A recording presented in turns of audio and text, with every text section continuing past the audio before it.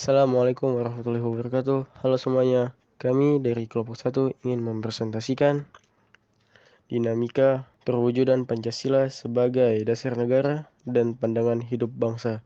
Sebelum masuk ke materinya, perkenalkan kelompok-kelompok kami, yaitu Darahna Syifa, Nida Mulida, Dia Heditasti, Muhammad Azam Yusuf, Naufal Hamam, dan Muhammad Hanif Baihaqi. Yuk, langsung aja masuk ke materi yang pertama. Yang materi pertama yaitu A. Penerapan Pancasila dari masa ke masa. B. Dinamika nilai-nilai Pancasila sesuai dengan perkembangan zaman. C. Perwujudan nilai-nilai Pancasila dalam berbagai kehidupan. Yang A. Penerapan Pancasila dari masa ke masa. Masa awal kemerdekaan 1945 sampai 1959. Upaya untuk menggantikan Pancasila yang pertama 18 September 1948, yaitu PKI di Madiun, Musa mendirikan negara Soviet di Indonesia berideologi komunis. B. 7 Agustus 1949, pemberontakan DI atau TII, Kartosoewirjo, mendirikan NII dengan mengganti Pancasila dengan syariat Islam. C. 25 April 1950, RMS Christian Robert Somokil mendirikan negara sendiri. Pada tahun 1957 sampai 1958, PRRI atau Permesta Syarifuddin Prawira Negara dan Panje Samuel bentuk koreksi pemerintahan pusat atau Soekarno. 15 Januari tahun 1949. Afra Westerling dan Sultan Hamid II mempertahankan negara federasi yang dibentuk oleh Belanda. 23 Januari 1950. Afra kudeta di Bandung, Sultan Hamengkubuwono, Menteri Pertahanan, dan Ali Budiarjo, Sekretaris Jenderal, tewas. Dan yang terakhir, G. Perubahan R15 atau NKRI, Konstitusi UUD 1950 yang berlaku 1955, Pemilu 1, anggota Konstitute tidak dapat menyusun UUD. Presiden mengeluarkan Dekret Presiden 5 Juli 1955 yang berisi A. Membubarkan Badan Konstituante. B. UUD 1945 berlaku kembali dan UUD sementara 1950 tidak berlaku. Dan yang C. Dibentuk MPRS dan DPAS. Oke, kita masuk ke masa-masa, yaitu salah satunya masa Orla. Masa Orla penyimpangan terhadap Pancasila dan UUD 1945. Yang pertama, Presiden Soekarno. Presiden seumur hidup. Yang kedua, Presiden membubarkan pemilu 1955. Dan yang ketiga, Presiden membentuk MPRS. 30 September 1965, pemberontakan PKI, DN, audit, tujuan menjadikan Indonesia negara komunis. Yang kedua yaitu masa Orba. Visi misi masa Orba melaksanakan Pancasila dan UUD 1945. Pembangun dilaksanakan melalui Repelita atau Rencana Pembangun 5 tahun. Program pembangun tertuang dalam GBHN atau Garis Besar Haluan Negara. Lembaga kepresidenan merupakan pengontrol lembaga negara yang bersifat suprastruktur, yaitu DPR, MPR, BPK, dan MA. Kita masuk ke infrastruktur. Infrastruktur ada 3. Yang pertama LSM, kedua partai politik, dan yang ketiga organisasi. Dan kita masuk ke partai politik ada 3. Yang pertama PPP atau Partai Persatuan Pembangunan. Yang kedua Golkar, Golongan Karya, dan yang ketiga PDI, Partai Demokrasi Indonesia. Dibatasi kebebasan pers dan berbicara. Aktivis yang mengkritik kebijakan pemerintah hilang dan ditangkap. Munculnya pelanggaran HAM seperti kasus Tanjung Oryok, Marsinah, dan wartawan Udin. Dan yang ketiga, masa reformasi. Diwarnai kehidupan serba bebas atau berbicara, berorganisasi, dan berekspresi. Keuntungannya salah satunya memicu kreativitas masyarakat, dan kerugiannya mendatangkan dampak negatif merugikan masyarakat seperti pergaulan bebas, komunikasi tidak beretika, dan peredaran narkoba. B. Dinamika nilai-nilai Pancasila sesuai dengan perkembangan zaman. 1. Hakikat ideologi terbuka. Terdapat beberapa pendapat para pakar yang memberikan definisi ideologi diantaranya sebagai berikut. A. Sujanto Puspowardoyo mengemukakan bahwa ideologi merupakan konsep pengetahuan dan nilai yang secara keseluruhan menjadi landasan bagi seseorang atau masyarakat untuk memahami jagat, raya, dan bumi seisinya, serta menentukan sikap dasar untuk mengelolanya. B. Mupiarto mengemukakan bahwa ideologi adalah sejumlah doktrin, kepercayaan, dan simbol-simbol sekelompok masyarakat atau satu bangsa menjadi pegangan dan pedoman kerja atau perjuangan untuk mencapai tujuan masyarakat atau bangsa. C. Patmo Wahjono menyatakan bahwa ideologi merupakan kesatuan yang bulat dan utuh dari ide-ide dasar sebagai suatu kelanjutan atau konsekuensi logis dari pandangan hidup bangsa dan akan berupa seperangkat tata nilai yang dicita-citakan akan direalisasikan di dalam kehidupan berkelompok. D. Franz Magnus Suseno menyatakan definisi ideologi dalam arti luas dan arti sempit. Dalam arti luas, ideologi sebagai segala kelompok cita-cita, nilai-nilai, dasar, dan keyakinan-keyakinan yang dijunjung tinggi sebagai pedoman normatif. Sementara itu, dalam arti sempit, ideologi adalah gagasan atau teori menyeluruh tentang makna hidup dan nilai-nilai yang mau menentukan dengan mutlak bagaimana manusia harus hidup dan bertindak.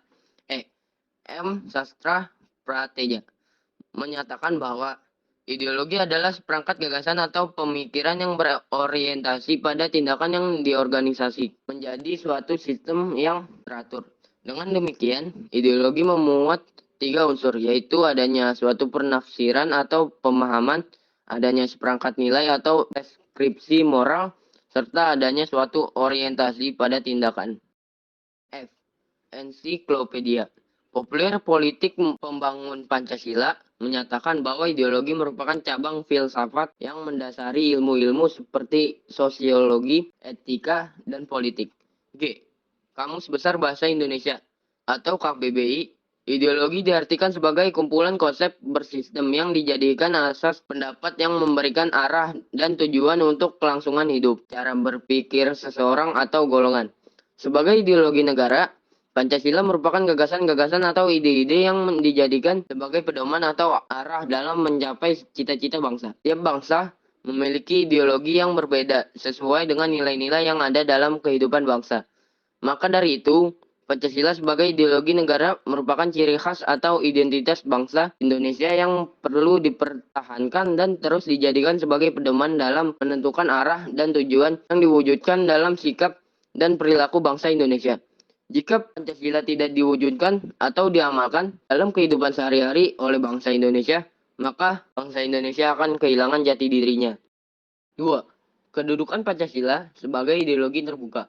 Pancasila berakar pada pandangan hidup bangsa dan falsafah bangsa sehingga memenuhi prasyarat menjadi ideologi yang terbuka. Nilai-nilai Pancasila tidak berubah, namun pelaksanaannya disesuaikan dengan kebutuhan dan tantangan nyata yang kita hadapi dalam setiap waktu. Hal ini dimaksudkan untuk menegaskan bahwa ideologi Pancasila bersifat aktual, dinamis, antisipatif, serta senantiasa mampu menyesuaikan diri dengan perkembangan zaman, ilmu pengetahuan, teknologi, serta dinamika perkembangan aspirasi masyarakat. Keterbukaan ideologi Pancasila harus sesuai memperhatikan A. Stabilitas nasional yang dinamis. B. Larangan untuk memasukkan pemikiran yang mengandung nilai-nilai ideologi Marxisme, Leninisme, dan komunisme. C. Mencegah berkembangnya paham liberal. D. Larangan terhadap pandangan ekstrim yang menggelisahkan kehidupan masyarakat.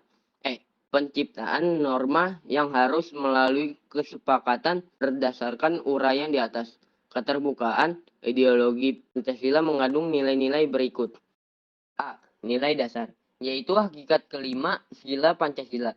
Nilai-nilai dasar tersebut bersifat universal sehingga di dalamnya terkandung cita-cita, tujuan, serta nilai-nilai yang baik dan benar. Nilai dasar ini bersifat tetap dan melekat pada kelangsungan hidup negara. Nilai dasar Pancasila selanjutnya dijabarkan dalam pasal-pasal Undang-Undang Dasar Negara Republik Indonesia tahun 1945. Perwujudan nilai dasar Pancasila sebagai ideologi terbuka. 1. Nilai ketuhanan dalam Pancasila.